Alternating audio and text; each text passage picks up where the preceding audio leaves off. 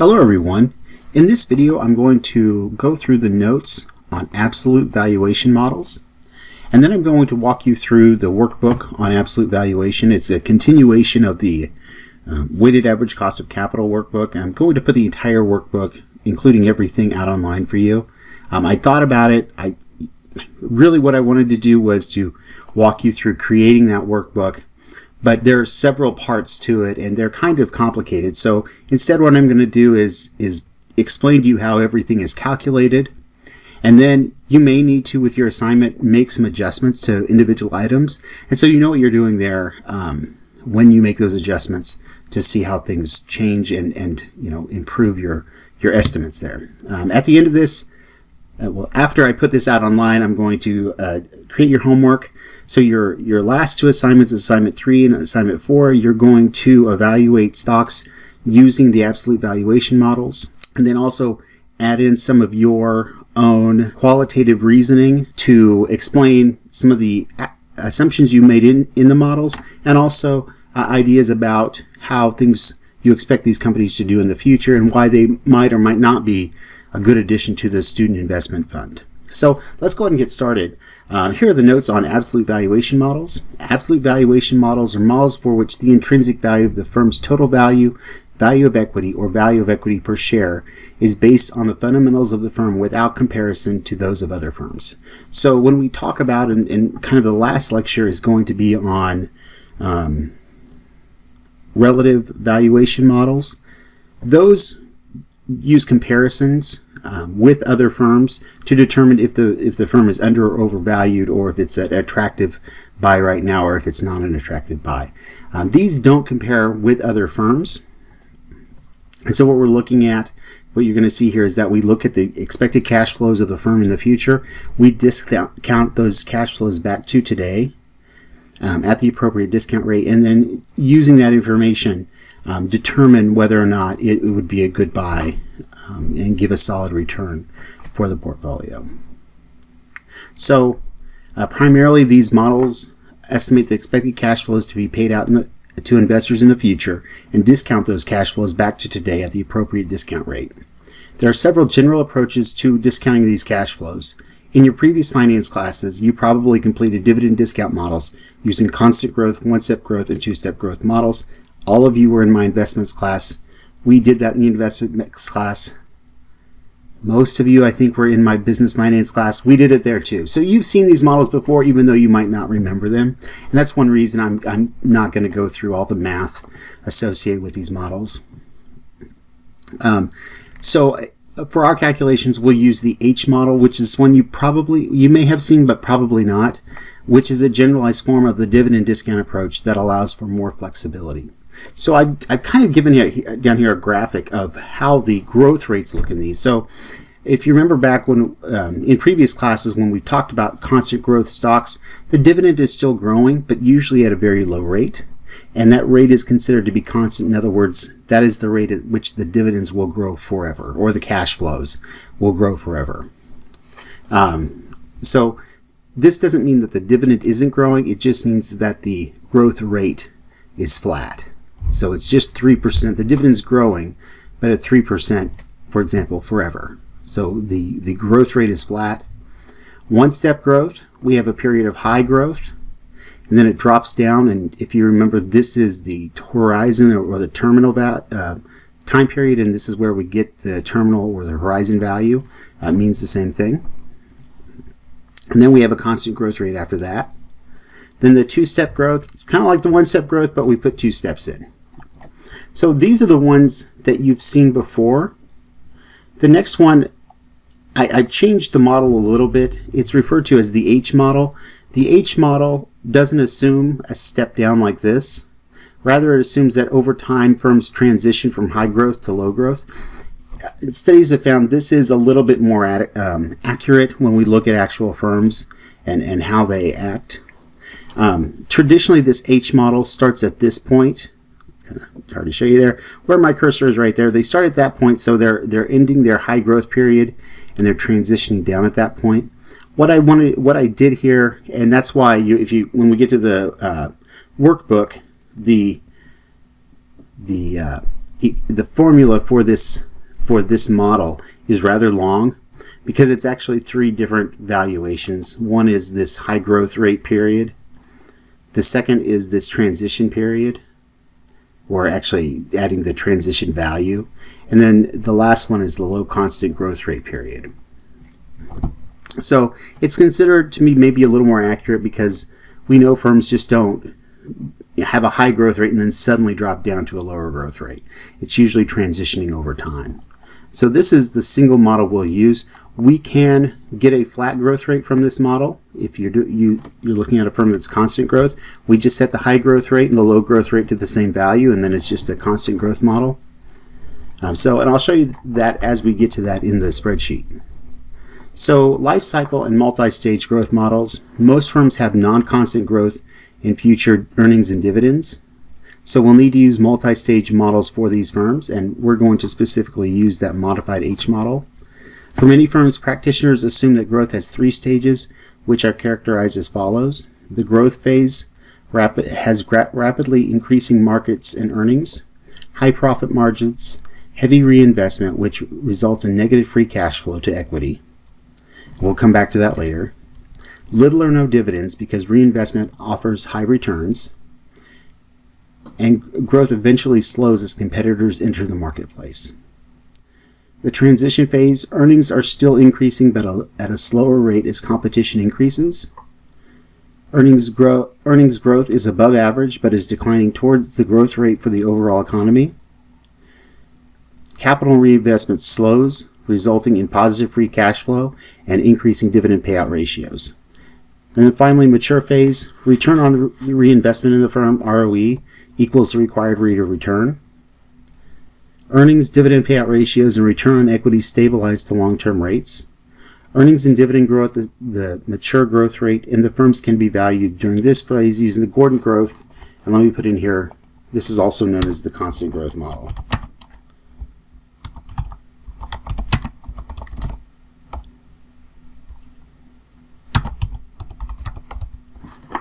So let me just stop here and say that in the past, what you've looked at in classes are discounted cash flow models, discounted dividend models. In investments, we did talk about free cash flow to the firm and that model as well, but we didn't really do much with it. I just wanted to introduce the concept there. In this case, what we're going to do is look at the dividend model, the free cash flow to the firm model, and the free cash flow to equity model. And each of these different growth rates apply to those 3 models. They're going to change their growth at differently. So the dividend growth rate, unless it's at a constant growth rate, at the end it's a mature company in a mature industry and it's just they're going at the same rate. Typically, the free cash flow to the firm cash flows will change differently than the free cash flow to equity cash flows, different than the dividend cash flows. So one thing to keep in mind is that our growth rates don't have to be the same across all 3 different models. So the first type of models we'll talk about is the dividend discount models. In the dividend discount model, dividends are the relevant cash flows. The rationale behind the DDM is that cash flows are the cash flow equity investors will receive in the future. Note, however, that some firms do not pay dividends and other firms reinvest a substantial portion of earnings back into the firm. The argument for using the DDM is that sooner or later, all firms will pay dividends and reinvestment in the firm will increase future dividends. Okay. So right now, if a firm is young, say a Tesla, doesn't pay any dividends, any profit that it makes, and Tesla doesn't make any profit, but if they did, they would be reinvesting those profits back into the firm and growing their capacity to pay more dividends in the future.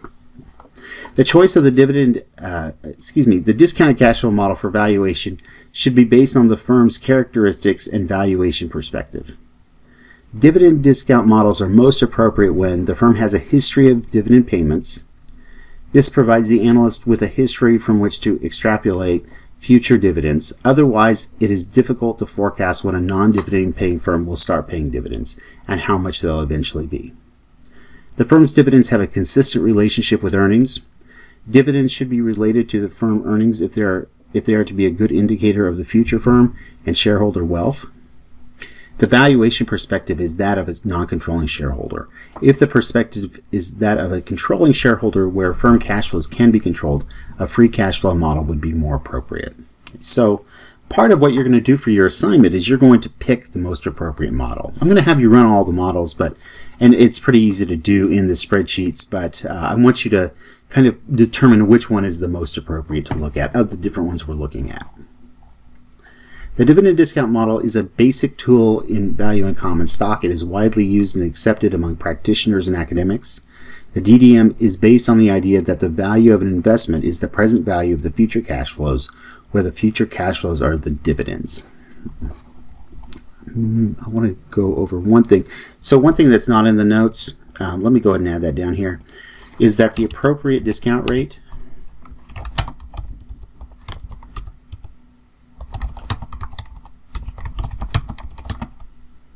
for the DDM is the required rate of return on equity. This is important because we don't want to use the weighted average cost of capital because that includes the required rate of return on debt. And so this required rate of return on equity will be higher than the weighted average cost of capital, and it should be because equity holders should require a higher rate of return on their investment than debt holders or bondholders.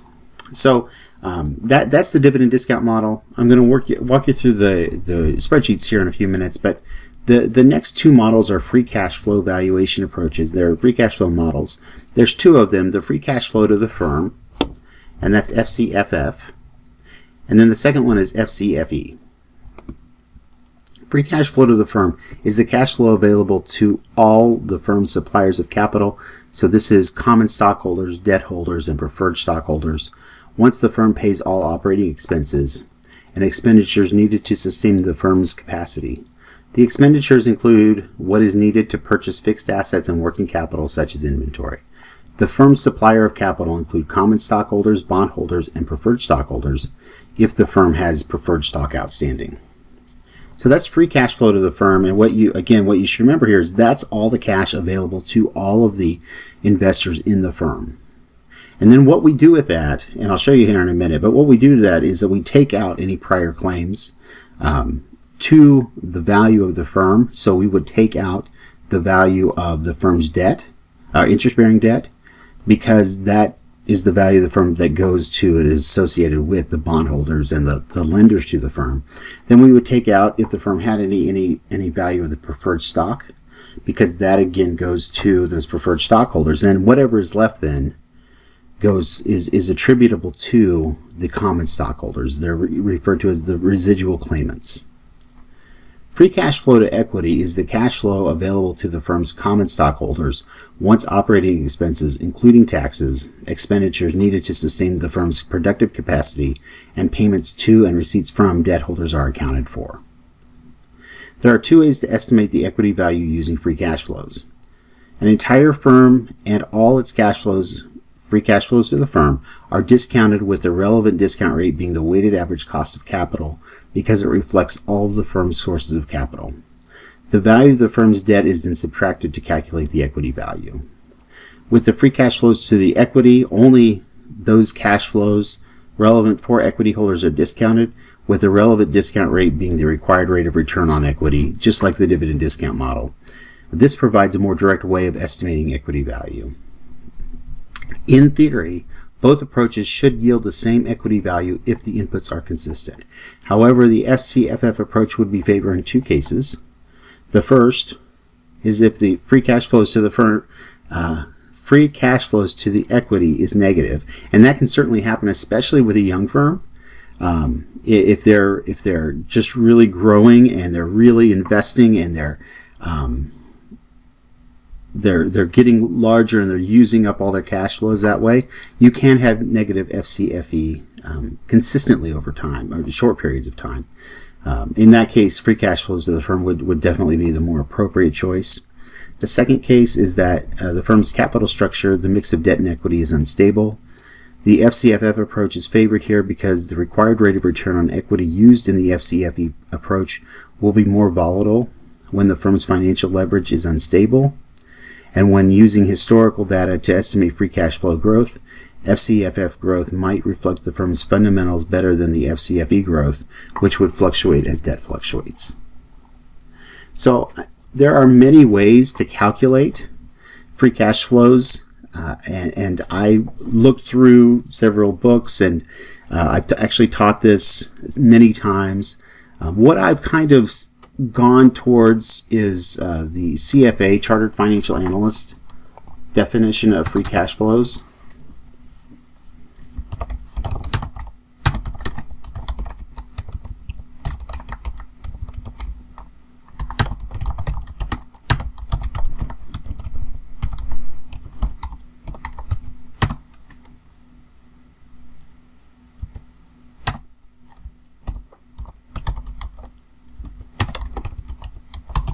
So this is the CFA approach.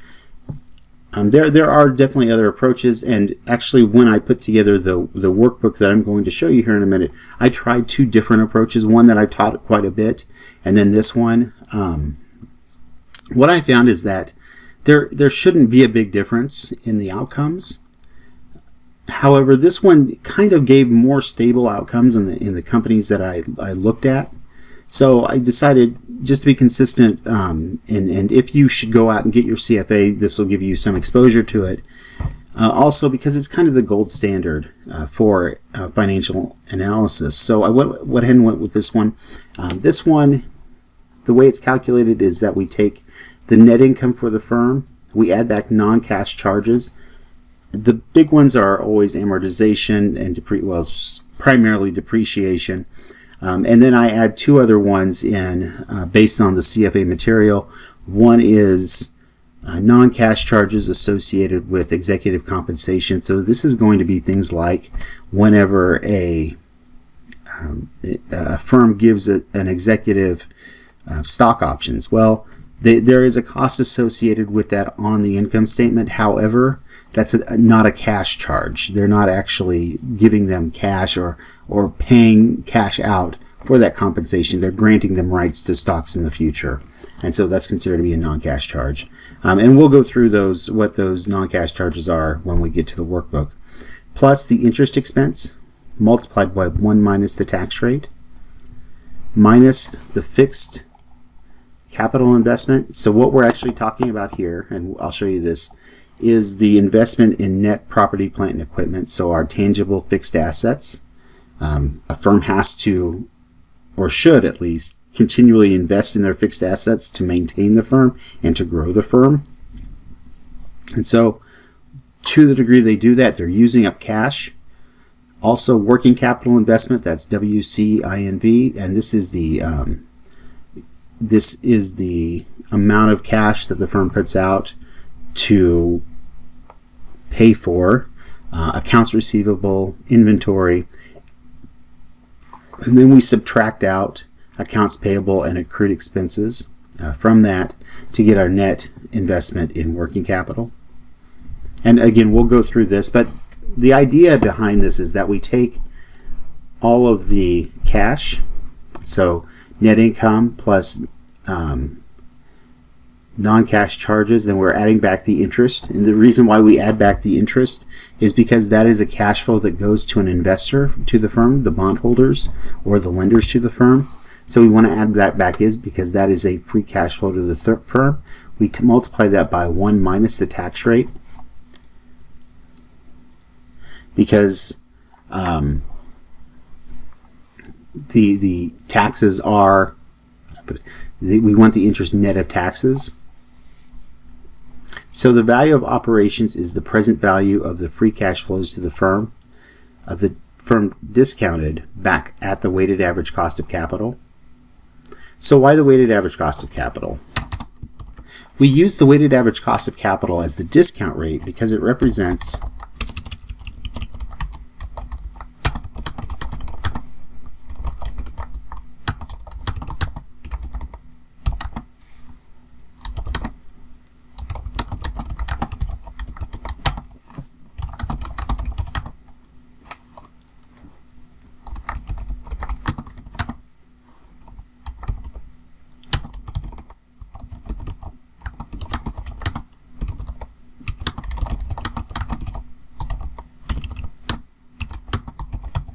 because it is the required rate of return for all of the investors in the firm weighted by their contribution to the capital of the firm. And when we calculated weighted average cost of capital, that's exactly what we did. We figured out the required rate of return to equity holders. We figured out the required rate of return to bondholders or to debt holders. And then we weighted it based on how much of the capital they were contributing. So how much of the capital of the firm was from stockholders and how much was it from the bondholders of the firm. So the total value of the firm is the value of operations. Sorry, that should be an S on there. Plus the value of non-operating assets. So the present value of these cash flows that we generate, that's the value of the operations, what the company actually does. Most companies have some extra assets that aren't really working. So when a company has a lot of short-term investments, near cash investments, maybe even long-term investments, that's where there's kind of putting some liquidity in the firm, and Apple is a good example of this. They have tons of liquidity, but it's not an operating asset. In other words, if we were to value the Apple's value of operations, we wouldn't include the $200+ billion in investments and short-term investments that they have, because those aren't generating a profit. Excuse me, that's not true. Those aren't generating cash flows associated with the operations of the company. They're generating returns based on what they're invested in, and those are separate assets from what the company actually does. So we add back, to get the total value of the firm, we add in the value of non-operating assets, and then the intrinsic value of equity. So intrinsic, the idea here is that this is the value based on the fundamentals of the firm. The intrinsic value of equity is the total value of the firm less the value of prior claims. And those prior claims, as I mentioned before, are going to be things like the money owed to the bondholders, any money that would be owed to the preferred stockholders, prior claims on the value of the firm there. So that's free cash flows to the firm. We're going to work through an example of this in the workbook. Free cash flow to equity holders. It's very close to the calculation. We start with net income. We add back the non-cash charges. You'll see we don't add back interest because that is not a cash flow that goes to equity holders. That is a cash flow that goes to the debt holders or the bond holders. We do subtract out the fixed charge investment and the working capital investment. Excuse me, fixed capital investment, the working capital investment. And then we add in net debt issued. And net debt issued is the amount of debt issued by the firm less the amount of debt repaid. So when a company takes out debt, they get cash. And they often use that cash for stuff, but they'll use it for, investing in fixed capital. They'll often use it, at least in the last decade or two, they've often used it to give that cash to stockholders in exchange for their shares of stock. So that net debt issued, the cash they generate from that, is actually a cash flow available to the equity holders of the company.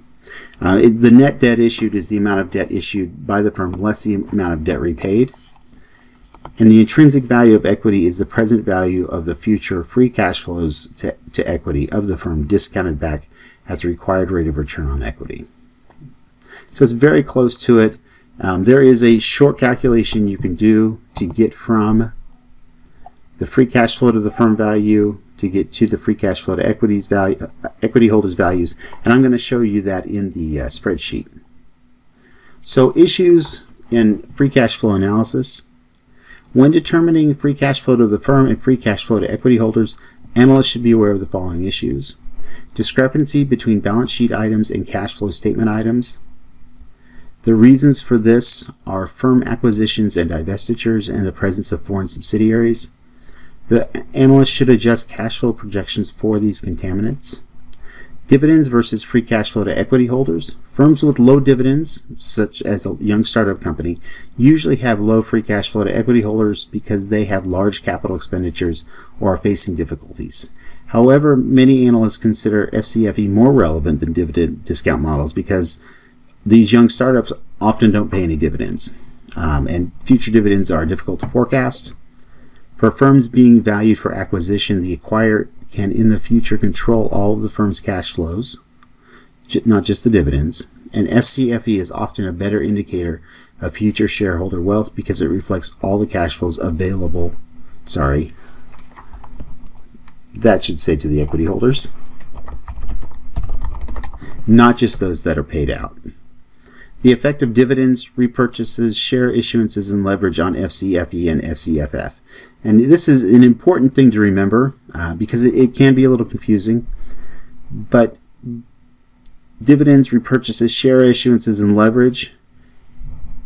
Dividends, share repurchases, and share issues do not change the FCFE and the FCFF because they are paid after the cash is available. These measure because our two measures here measure the available cash flow. In other words, the stock repurchase program affects the distribution of available cash flows, but not their availability.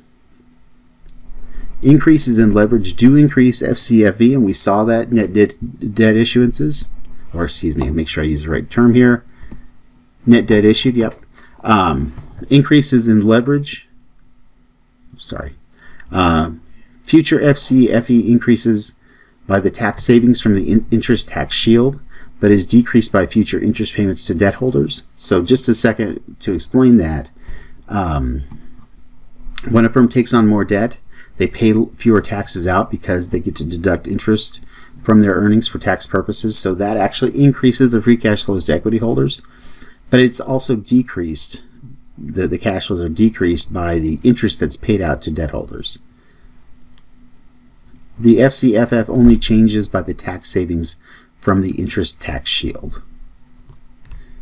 So comparing the models, when comparing the outcomes from different models, you need to recognize the assumptions that were made for the models and determine which ones seem more reliable and which ones less. For example, for a firm that has a high market value of equity relative to its book value of equity, the value is coming from intangible items and expectations that are probably more risky than the value of physical assets. And so that's one thing to keep in mind as you look at the different models and the firms that you're looking at. Try to determine whether or not the value that you see in the marketplace is due to the current earning power of the company as it is, or the expectations for growth in the future. All right, and so that is it for the notes. One thing to keep in mind, one thing I'm going to ask you to do as you go through your assignment, and it'll be on the assignment, is to think about what the most appropriate model is for the company you're looking at. And it's good to do all three models, and in fact you will, as part of your assignment, you'll estimate all three models. But I want you to think about which one is the most appropriate. For some companies, dividend discount is the best model. A stable company, mature company with predictable dividend payments, simple to analyze, simple to estimate the future value of, or excuse me, the future dividends, and so you can get that value and you can feel good about that value. However, if a company doesn't pay dividends, that's probably not a good model to use. A few years ago, I had a class value Capital Federal Bank here locally. At the time, Capital Federal had a zero growth policy. They did not want to grow the firm, so you're thinking in terms of a dividend growth model, the growth rate on that dividend was zero. The company, and there was a few weird things with their dividends. And by the way, it's a good quality company. I think it's a great company, but a few weird things with their dividends, and so you had to make a few adjustments. But essentially, it was take the dividend, divide by the required rate of return, and you get the value. Okay? And it's a simple valuation, and really the market value was the right value for that firm. So there are some companies where that dividend discount model is a great model to use. A lot of firms where it just doesn't make a lot of sense. A lot of firms where free cash flow to the firm is a great model because the firm has may or may not pay out dividends, and they might not be very stable. Maybe they have an unstable capital structure, and so it may be the best model. So keep those things in mind as you start to think about your company. And now I'm going to show you the spreadsheet here. What I've done here, kind of like a cooking show, we looked at the weighted average cost of capital. I took you through the estimation of the cost of equity, required rate of return on equity, required rate of return on debt, showed you how to calculate the weighted average cost of capital, and that's where we left off last time. I haven't made any changes other than a couple of just making things look prettier. When you see a box like this, it means that there's some things you need to choose from in that box. And so I showed you last time how to make these drop-down lists. And so that's what I've done here.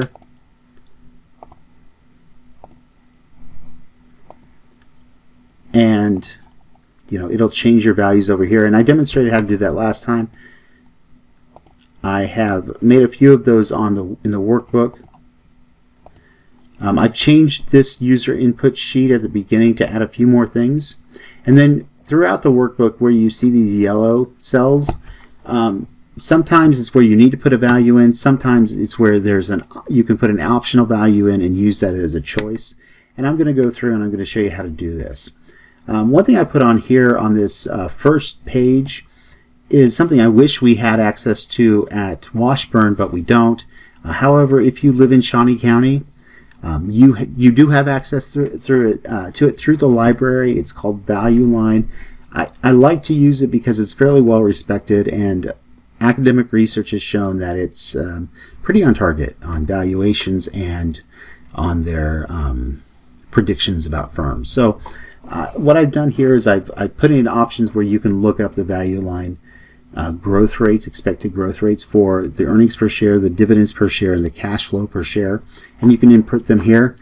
If you don't have access to this, let me know, and I'm happy to send you the sheets for the companies that you're looking at. But I'm going to show you how to get this information.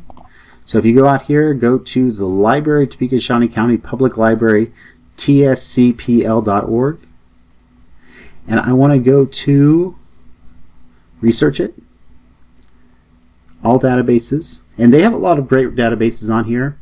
And I want to go down to Business and Investments. So I think these are all good. There's two I specifically like. I like Value Line. I like Morningstar. This is especially for mutual funds, a well-respected source of information. And the Business Source Primer is good. You can look up companies there. And again, if when you're doing your work for your last two assignments, as you do that work, if you want any information from here and you don't have it available to you, send me an email. I'll go out here and get it for you and send it to you. But don't ask for a lot of them just because it's kind of time consuming. But if you want the companies that you're working on, I'm happy to do that. So I'm going to go out here to Value Line. Okay, ignore my library card number. The pin's already in. Your library card number is back on the back of your library card. So I'm signing in here.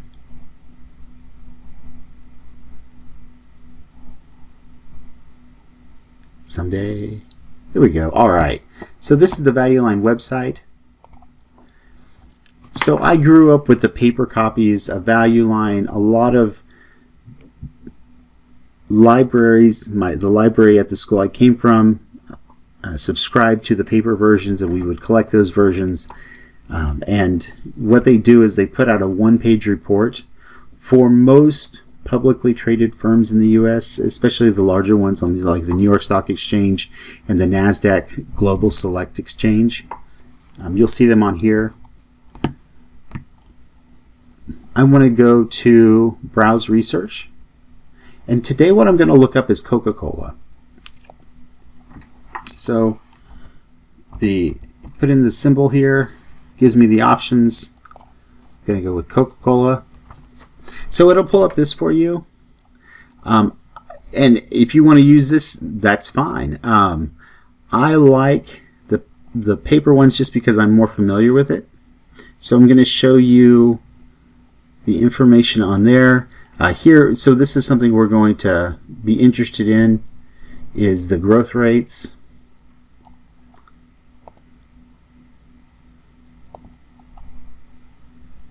And so I'm going to go over here, and sometimes it's on the other page depending on the firm you're looking at.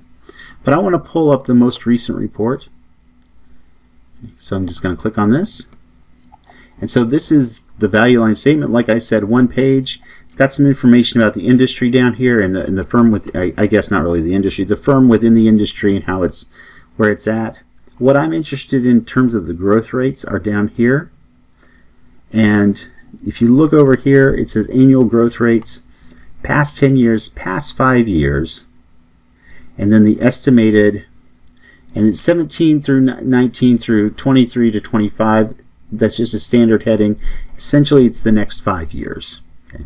Next 5 years growth rate, average annual growth rate for these different things. The ones that I'm putting in the model are the cash flow growth rate, it's 7%. The earnings growth rate is 6.5%, and the dividends growth rate of 4.5%, and this is per share. And I'll explain that when we get to the dividend discount model, why that might be important. Okay, so 7%, 6.5%, and 4.5%. So the cash flow growth rate is 7%.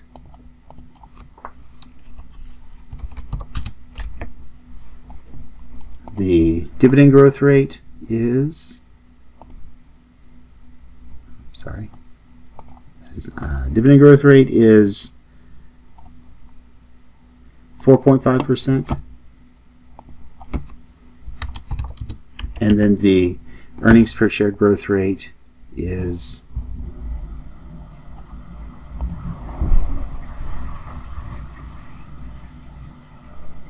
6.5%.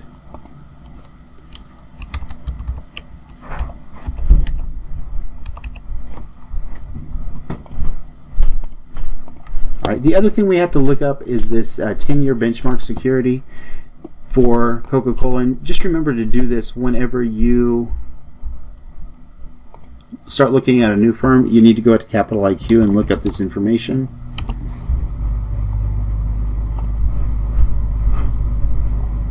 So I'm going to go to Coca-Cola.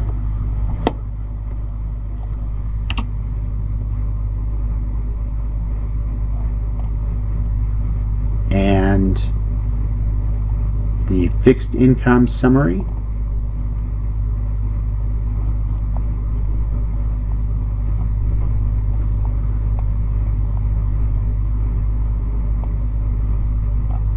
And the yield to worst, it's actually gone down. So this was what it was. Well, actually, it's gone up a little bit.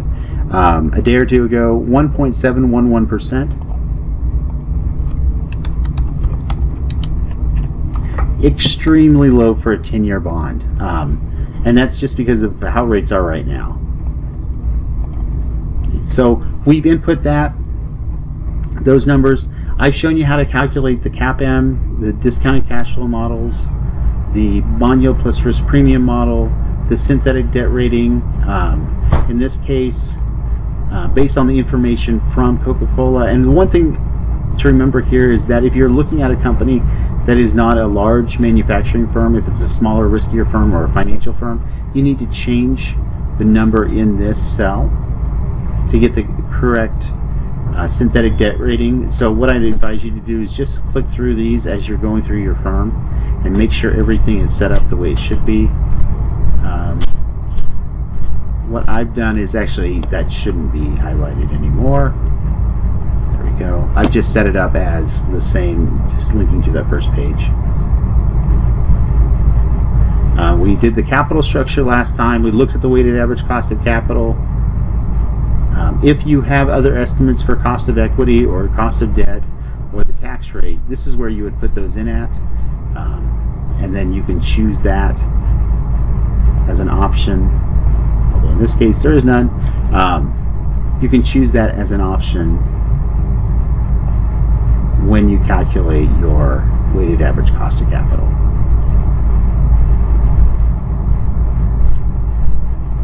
So this is where we're going to start with today.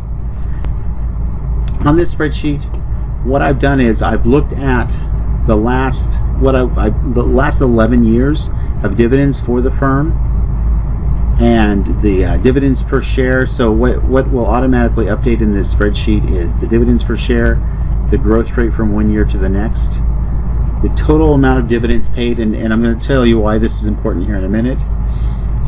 The growth rate in the total dividends paid, the shares outstanding on the fiscal year end date, the net income for the firm, and the reason why I'm including the net income is you go back and look at those notes. So one thing we look for these models, especially the dividend discount model, is whether or not the payout ratio is consistent over time, or is it predictable over time. And so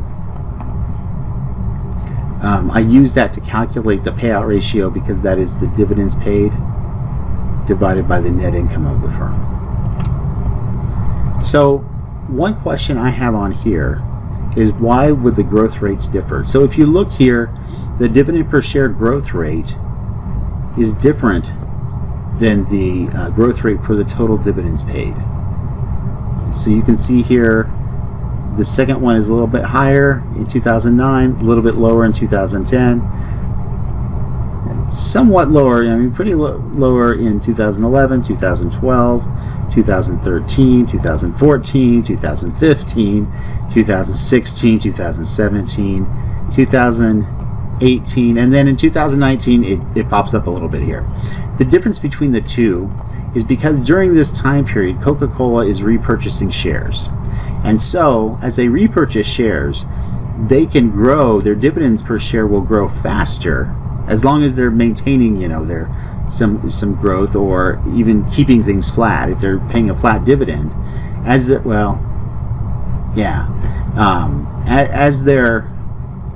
repurchasing shares, the total amount of dividends they're paying out is going to grow slower than the growth rate for the dividends per share, because they're spreading the dollar amount of dividends over fewer and fewer shares. Okay, so that's why I included here. Sorry about this, the formatting is incorrect on this here. Should just be that. If you look at the dividends outstanding, it falls, it falls, it falls, it falls, it falls, it falls, it falls, it falls, it falls, it falls, and then it increases in this last year, and that's why we see the difference in the growth rates. So why do the growth rates differ? The growth rates differ because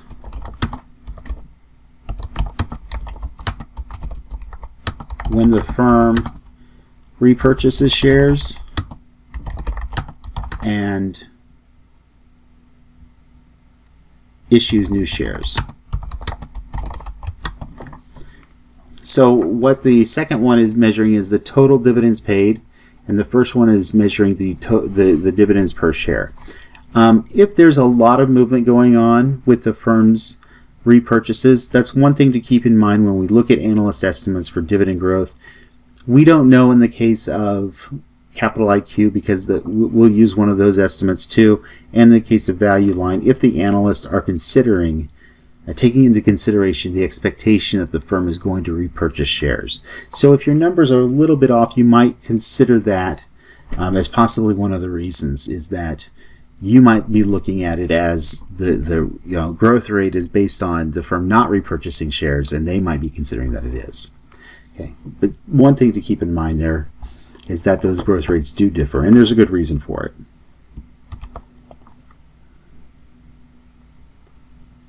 So what did I put down here? I actually put the answer on here. The firm is repurchasing shares and paying out the same total amount of dividends, then the growth rate in dividends per share will be higher than the growth rate in dividends paid. The opposite is also true. Right. So this is just a 10-year estimate, or not estimate, a 10-year kind of reflection on the dividends and their growth rates. So we're going to use some of these numbers later on. But looking at this, we can get an idea that from Coca-Cola, they grow their dividends pretty consistently over time. The growth rates have been somewhat consistent and slowing down here in the last few years on both of them. Okay. They were at 7%, and then around, one bad year here, went down a little bit, and then about 7%, 8%, 7, 5, 4, 5, and then 3. So we can see that it's kind of petering down. You might think of this as, we think about those dividend models, that they're in that, well, they may be at the end of that transition phase and are at a constant growth now, because these growth rates are in that range of constant growth, probably between 2.5% and 3.5%. And so this will be very close to a constant growth company, if not a constant growth company. So that's the dividend model. And so if I'm writing this up and I feel like the dividend discount model is the appropriate model, this is what I'm going to explain for the evidence that the dividends are predictable and that they are slowing down to a constant growth rate. So it's a solid choice. The next page here is the FCF Estimates. So in this page, what I do is I show you how to calculate the free cash flows to the firm and then the free cash flow to equity. We make one change here, and that gets it back to the free cash flow to equity holders. So just to walk through what we have in the notes.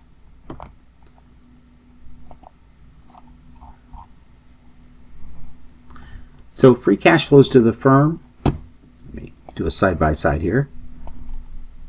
So free cash flows to the firm are net income. So what I've done here, and just to kind of walk you through what I did, is that I want the last 6 years, fiscal years of the firm, and I need that many to get 5 years of free cash flows for the firm and for the equity holders because of one thing we have to calculate here.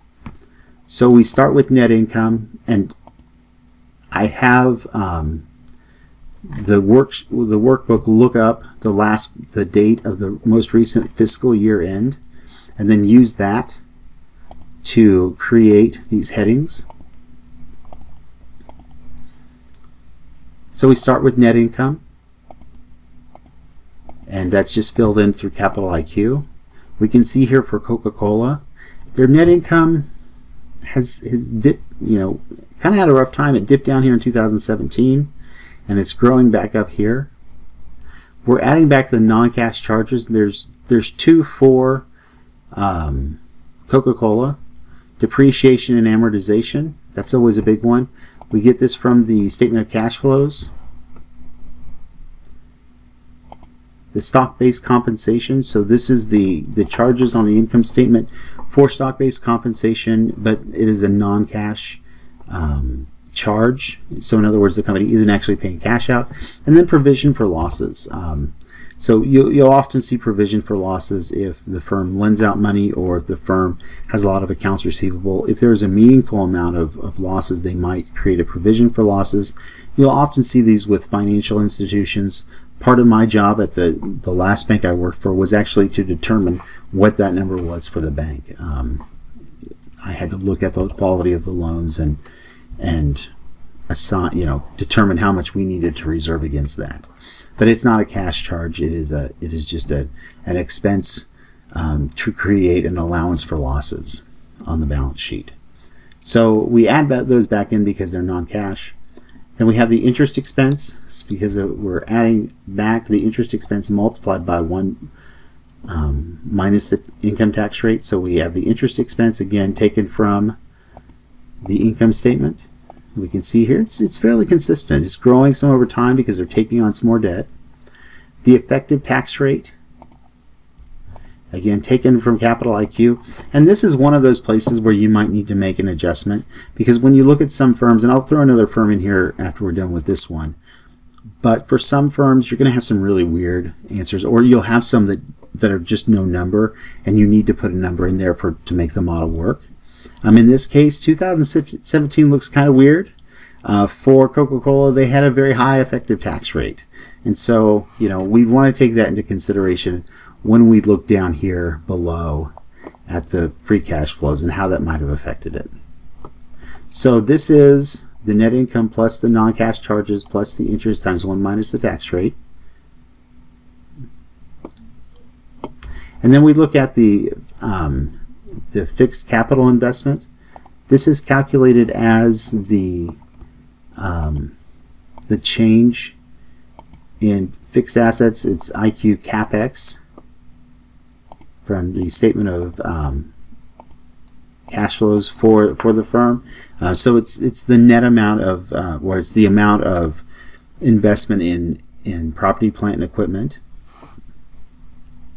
And then the working capital investment is a little more complicated. Again, what I did here is I looked up the definition from the CFA.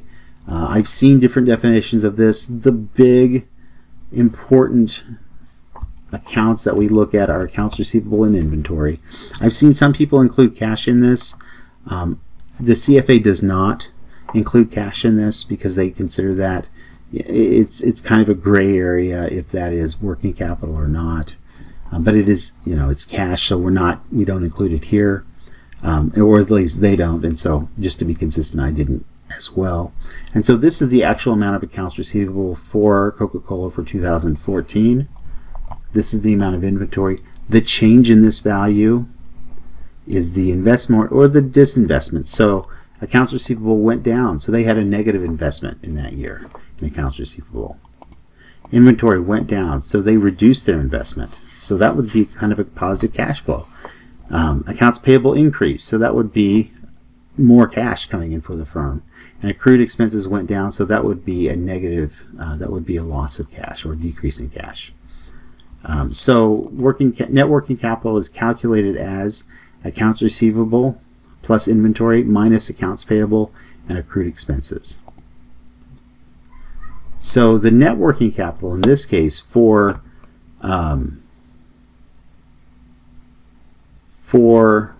Coca-Cola is actually negative. They have more in accounts payable and accrued expenses than they have in accounts receivable and inventory, which is kind of an odd thing to see, but with a firm the size of Coca-Cola, not out of hand. So we can see the working capital investment in all these years is actually negative. It's decreasing. One thing to consider when you're coming up with a user estimate for the free cash flows to the firm is whether or not that is something that can be continued on indefinitely, or at least in the near term. And typically it's not. At some point, their overall disinvestment, or in this case, the increase in accrued expenses, is what we're seeing a lot of here relative to what's going on up here. But you can't grow the company without making some investment into accounts receivable, increasing that, because that should increase with the sales of the company, and without making investments in inventory. So it's something to keep in mind whether or not that is something that can be continued for the firm. In this case, how it affects the free cash flows of the firm is it actually, this disinvestment in working capital is actually increasing the free cash flows of the firm. So again, something to take into consideration. That's one of the reasons why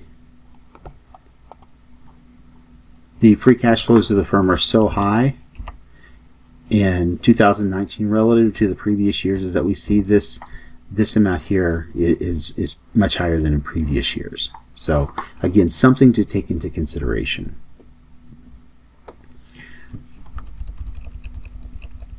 So to go from the free cash flows to the firm to the free cash flows to equity holders, we're going to subtract out the interest times 1 minus the tax rate. And then we're going to add back in the net debt issued. And you can see right up here, this comes from Capital IQ net debt issued. So what was happening here in 2015, 2016, and 2017 is that Coca-Cola was issuing more debt than they were paying off. Okay. In 2018 and 2019, they were paying off more debt than they were issuing. And quite a bit, because remember, these are in millions of dollars. So the free cash flows to the equity holders in 2015 was $10 billion. In 2016, it was $8 billion and some change. In 2017, it was $2.6 billion. In 2018, it was $3.5 billion. And then in 2019, it was $7.5 billion. In years when the company pays, in general, in years when the company has a net payment of debt, the free cash flows to equity holders will be lower than in years when the firm issues additional debt, net debt. So that's one thing to keep in mind, and that's where we have, if we have a very volatile capital structure, that free cash flow to equity holders doesn't make a lot of sense to use. All right, so what I'm going to ask you to do for your assignment is to come up with estimates. Okay, so this is going to be our solid or our steady state free cash flows. So what is a good free cash flow for this firm? And some people might just use the last free cash flow of the firm if they feel like it's pretty stable. You might want to make some adjustments to this based on what you see here, or make some adjustments to this based on what you see here. And what I want you to do in your assignment, and I'll ask you to do this in your assignment, is explain the adjustments that you're making. So if this were me, and because I pointed out a couple things here, one thing I would do before I wrote any of this up is to read the material from Capital IQ, and I'm going to add in some other sources too for you. But learn a little bit qualitatively about this company and get an idea of where, this might not be normal for the company. Okay. So what I'm looking at here is that the working capital investment is kind of high in 2019, or disinvestment I should say, is kind of high in 2019. Sales were down in 2017, went up in 2019. So my question is this growth, is this sustainable, or was this a one-time item? Okay. So, if this is just a one-time blip, and the 7 billion, 6.5, 6.4, I mean, it's not a good trend here overall, but if this one-time blip is just that, it's just one-time increase, then I'm going to discount this number a little bit. I'm going to make this number a little bit lower too, and come up with a user estimate that's more in line of what we expect, what we would have expected for fiscal year 2019 had those things not been different. So I'm just going to look here for a second at the value line sheet for Coca-Cola. So it's important, and like I mentioned in our Zoom meeting, everything's wild right now, and so getting a good prediction may not be too easy. So this was written April 17th, 2020. It was published, which is amazing because it's April 14th today, but maybe they see in the future a little bit. But it's very, very fresh. It's very new. Coca-Cola Company has withdrawn its guidance for 2020. Previously, it was expecting earnings per share to climb 7% to $2.25 a share. The gains were to be underpinned by another year of healthy growth in organic revenues. Let me explain what that means. Organic revenues just means revenues that come from their existing businesses, which clocked in at 6% in 2019 and were targeted for 5% this year. Such a scenario, though, has been derailed by the coronavirus, which has taken a big bite of on-premise sales. These customers, such as restaurants and sports and entertainment venues, represent about 40% of the industry sales. For Coke, the financial impact is likely to be particularly pronounced in North America, where the fountain business has a high degree of vertical integration compared to the rest of the world. However, most of the company's operations in China, where the pandemic originated, are back up and running, and consumer demand is on the upswing, though not yet to pre-crisis levels. So, really, that is it's something to keep in mind, is how will the coronavirus currently affect this company. It says that the flagship brand Coca-Cola has been making solid progress.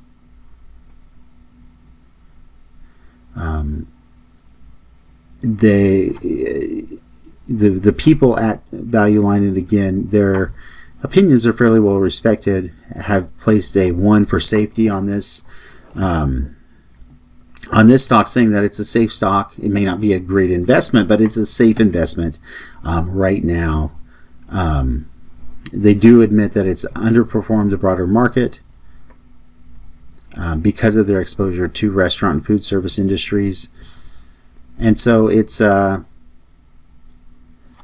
something to consider when you're thinking about this stock, whether or not you want to include this in the portfolio. So based on what I'm kind of seeing here, and Again, they removed their guidance. Coca-Cola did, so it's hard to say what that is, what that would look like. But, we might make an adjustment on here.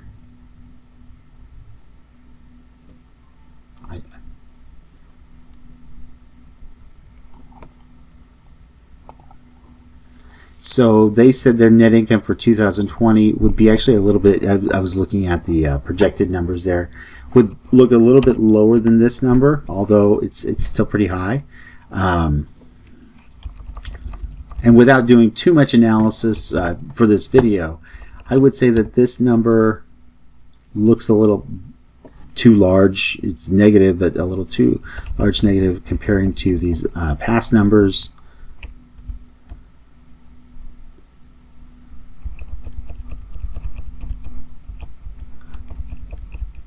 So I'm going to put an estimate in here, and I'll ask you to do more than I'm doing right now. But I want you to write up when you write this estimate down. And certainly if the free cash flows of the firm have been stable, go for that. I'm going to put a number here of 8,500. And again, it might be lower than that, especially since 40% of their business comes from food service and entertainment venues.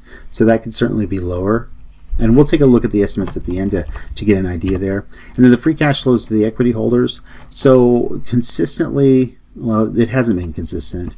The capital structure has been fluctuating quite a bit. They brought in it's almost toss up here a little bit because they brought in a lot of debt and then they paid off a lot of debt.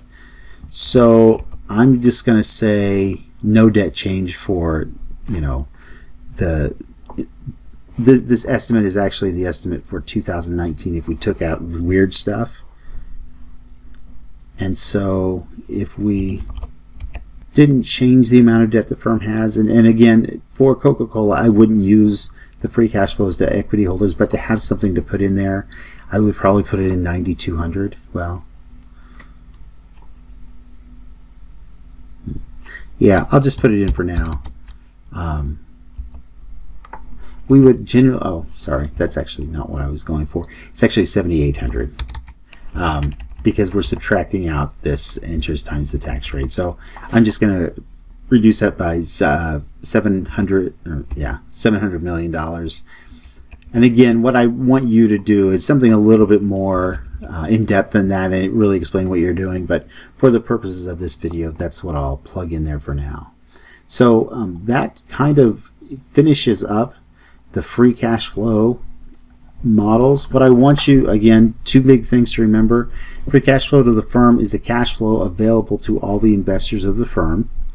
It is the result of the operations generated by the cash flows generated by the operations of the firm minus what they have to do to maintain and to grow the company, so their required investments into the company. Whatever's left over after that is what's available to all of the investors of the company. And then we adjust those cash flows by subtracting out the interest, net interest after tax, and then adding in any cash from debt issuances and reducing any from any debt payoffs to get the free cash flow available to the equity holders of the firm. So that's our FCF estimates. I accidentally added a sheet, don't want that. All right, so the growth rates. So we've gone through the dividend, the historic dividends of the firm, the growth rates, the FCF estimates. What we have now here, these came from the front page where we had the value line estimates. This is the Capital IQ 5-year earnings per share estimate in growth. So what Capital IQ has is that the earnings per share, based on their analysts, should grow by 4.33% a year each year for the next 5 years. Value line has a little bit higher earnings per share growth, 6.5%. If you want to put in short-term investment dividend growth here, you can. If you have a different number than, because we're going to use these for the near term. So if you say, I think it's going to be 6% based on what they just did, they just paid out a higher dividend, or something maybe even higher than that, If you believe that the short-term free cash flow to the firm growth is not representative by any of these numbers up here, then add in a number. So you might say, I'll put 8%.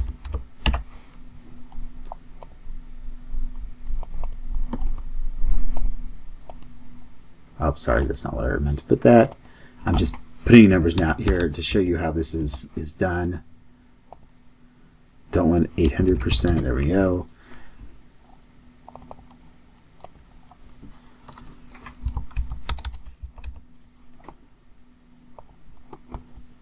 And then finally, short-term FCFE growth. And again, for right now, all I'm doing is plugging in numbers just to demonstrate how it's done.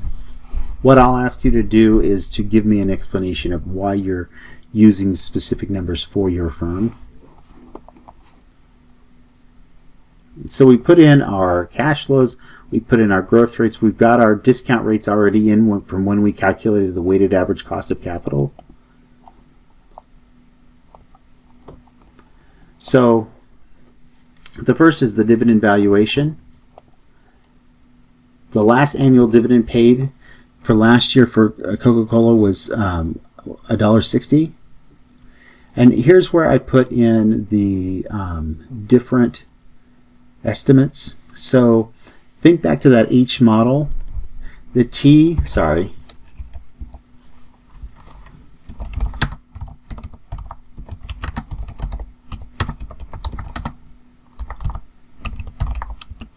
So is the time until the high growth period ends. In other words, we have beginning growth, that's our high growth rate, and then we have long-term growth, and we'll adjust these too. But I'm using the historical dividend growth for Coca-Cola here. I can change that. I can say I want to use the 5-year value line estimate here. The long-term growth rate at 4% here. And then I'll say, and again, this is kind of up to your judgment, what you feel is appropriate here. It could be that Coca-Cola is already in that transition period. So in other words, they're at the end of the period of time when that high growth exists. I could put 0 in there. I could put 1 in. You can see that it's going to change the value up here as I add time on that. And as I add time here. So I could put 0 there, 0 there, and we get what is essentially a constant growth model. If I say the required rate of return on equity is 8.92%, we're in the long-term growth at 4%, then the intrinsic value of that stock, based on my calculations, is the 3252. Now you see this great big equation up here. This is the H model. It's divided up into 3 segments. This first segment is the high growth period. So this is actually the present value of a growing annuity. The second segment is the H model between here and here. And then this last segment is the constant growth that takes off after time at time t. So I can go here, my required rate of return on equity. If you're not using the same estimate as you are using with the weighted average cost of capital calculation, because we use that there, I want you to explain why. So I'm going to go back here to the weighted average cost of capital. What am I using here? That's not probably the best one to use. I'm going to use the analyst estimates.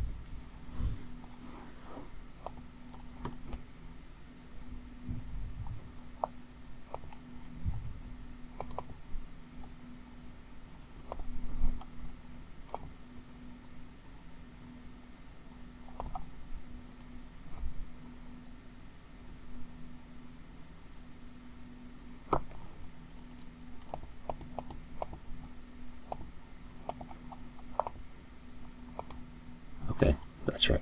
I was just looking here at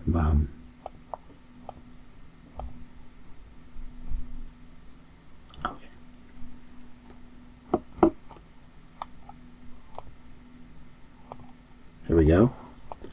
I'm saying that this is a constant growth company with a 4% long-term growth rate, and the required rate of return on the equity is 7.67% using the analyst estimates for growth.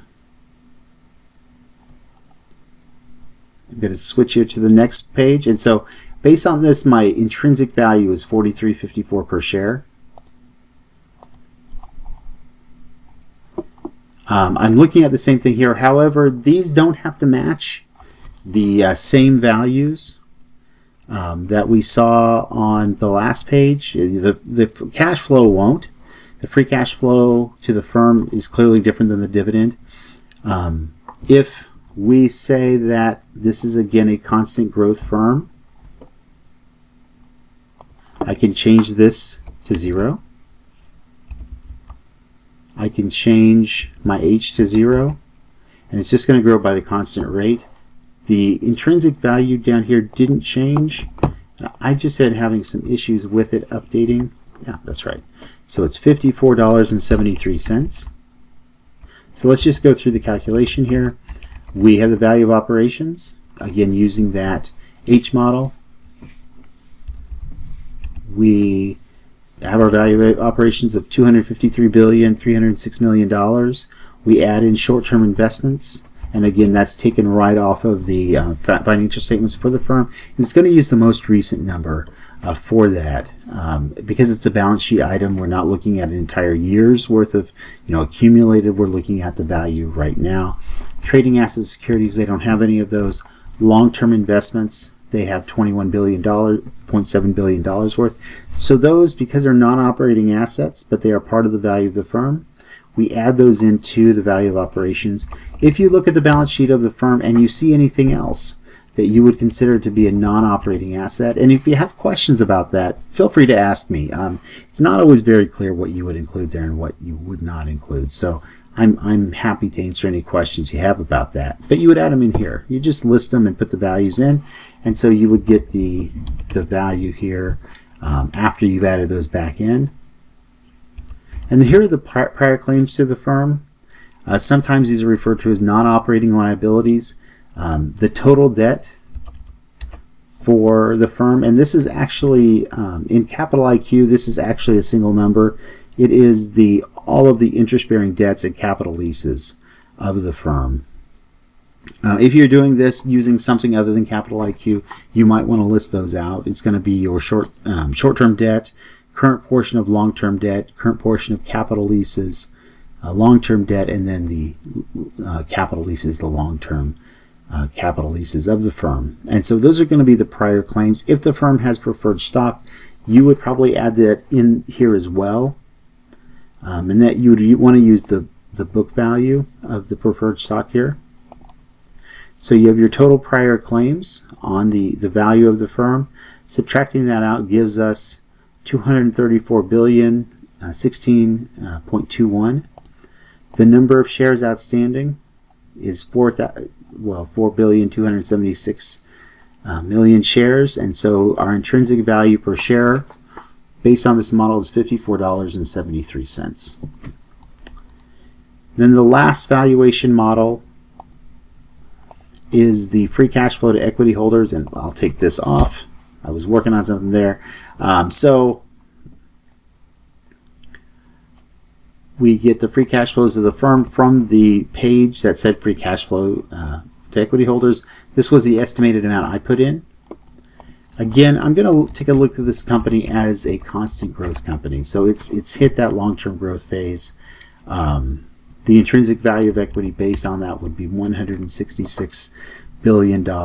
We divide that by the number of shares outstanding, and we get the intrinsic equity value per share.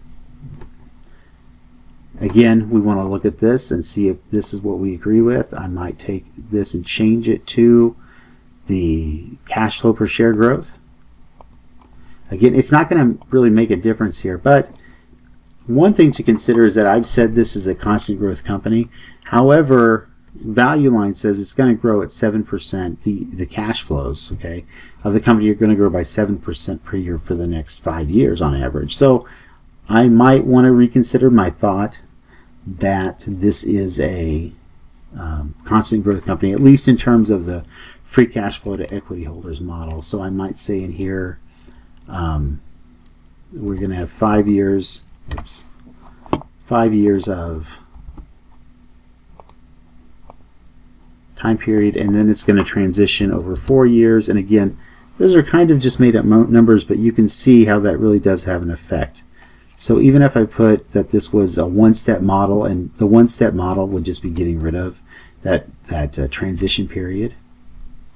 So 5 years based on the value line, 5-year cash flow growth, and then it drops down to 3%. And I'll go ahead and do that out here too.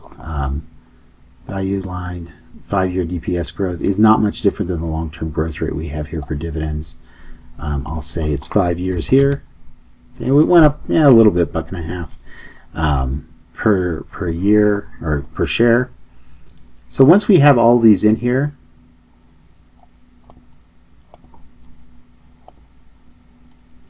we can take a look at the valuation of the firm. Okay.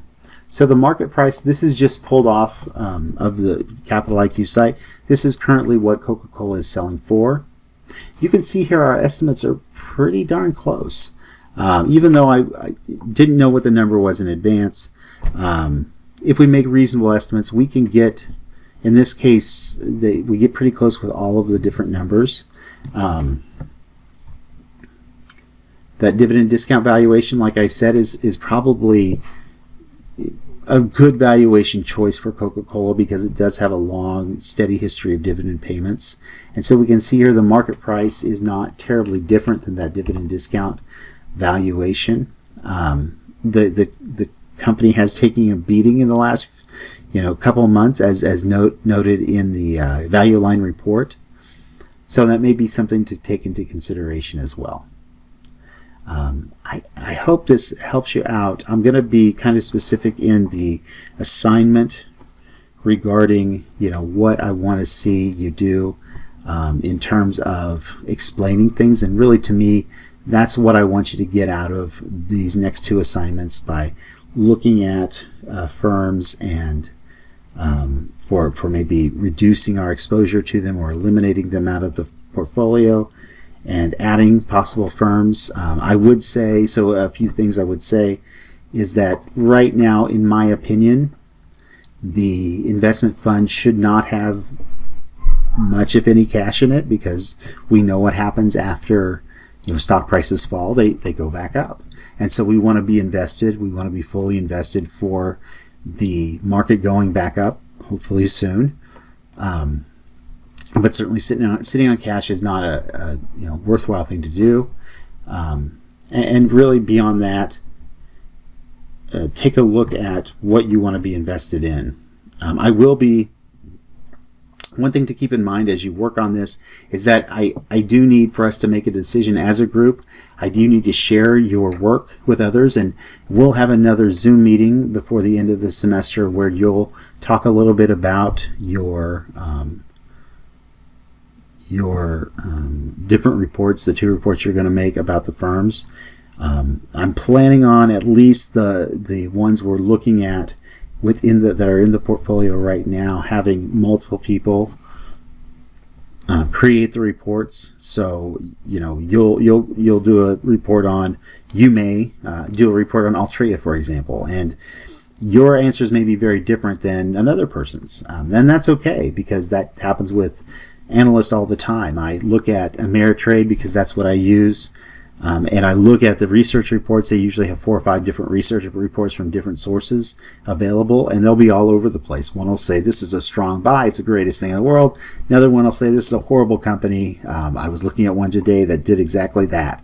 And it was just, different people are going to look at things differently. What a good analyst does is they take a look at the information, and they find novel ideas that other people are missing, and worthwhile ideas that other people are missing. I always tell people to watch The Big Short. That's what happened in that case. You had a guy who figured out that the market, the housing market, was likely to crash, and where he needed to be with his clients' investments to take advantage of that. And that was a novel idea that had a lot of value to it because he made a lot of money on it.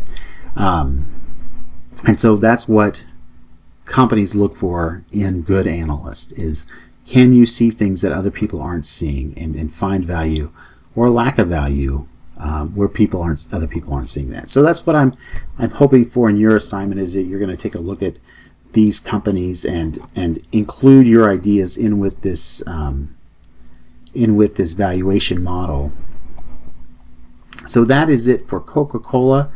I'm going to, without going out and getting all the information for Value Line, just throw another one up here because it's weird, and you're probably going to see some weird things too.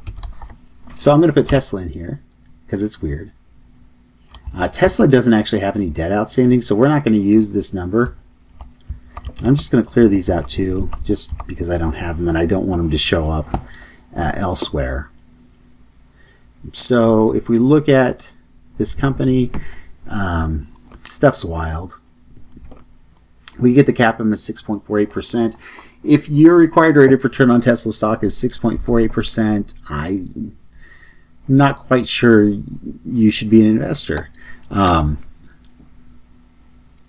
So let's take a look at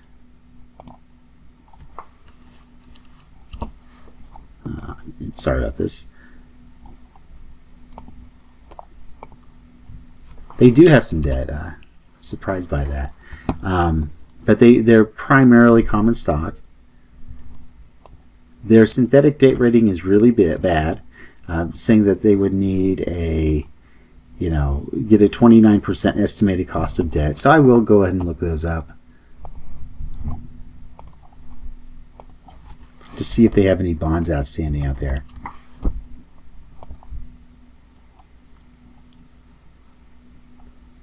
Oh, they do. Theirs is not nearly as bad as what the synthetic one is. So it says that their yield to worst is 4.47%. So let's go ahead and put that in out here. There we go. So that is hopefully a much more accurate number than the synthetic cost. There we go. We'll put that in there. The tax rate, they don't have a tax rate because they're not generating a profit. We also see it over here with the retention growth rate. Their net income is negative, so we can't use that number. We can put in 0 here. So I'll just start off with that. It's not going to have a big effect because they don't have a whole lot of debt. There we go. Oh, and then their cost of equity, that is hopefully not appropriate either. I'm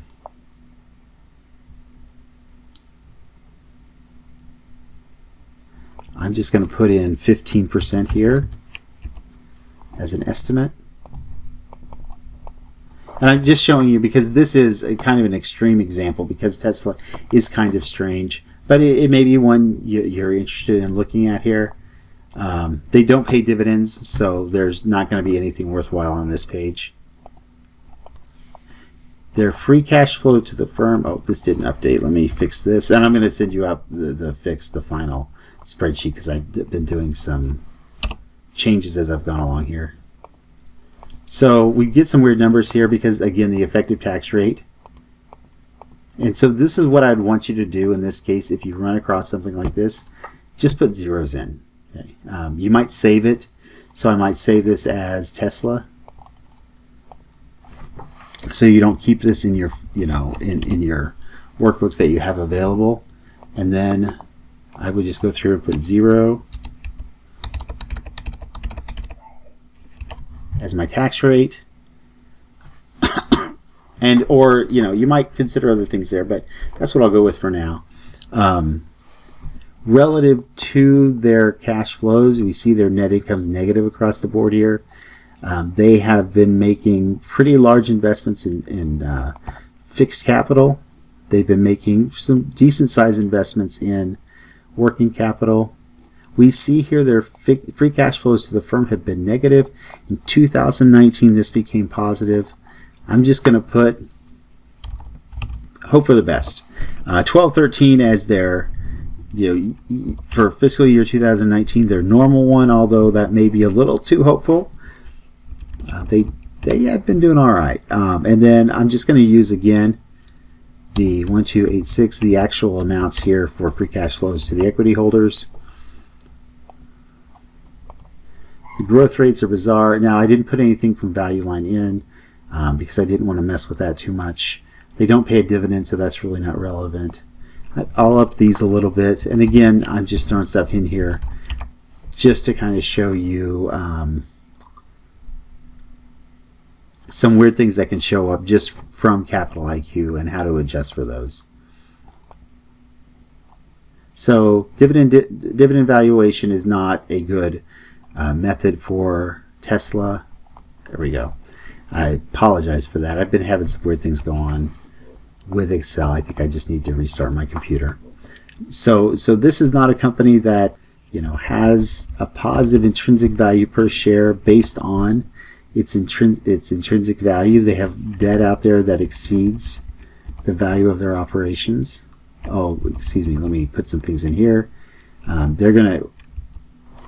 me change this. The weighted average cost of capital is not correct. I'm going to change this to my user estimate. Then I'll go back out here.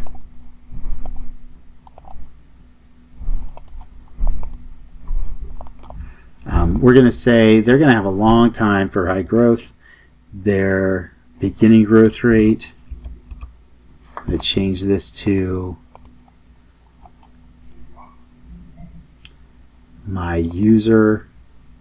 Which one? Okay, that's right. Long-term growth rate, transition period in years. We're going to say that's 10 years. So 15 years of high growth.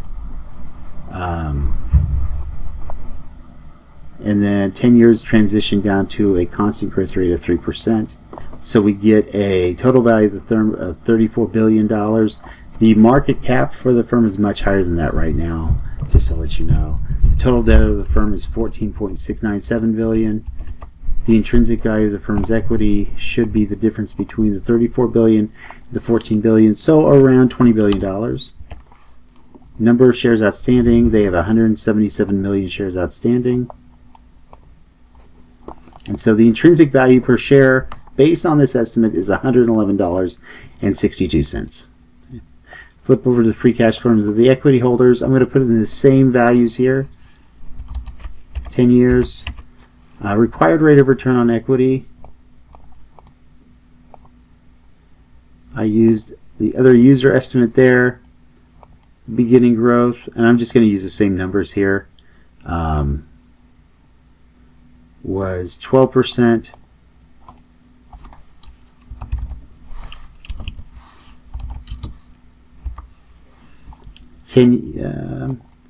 15 years for the high growth period, 10 year for the transition period. We get a value per share of $166.17. So what is it now? Oh.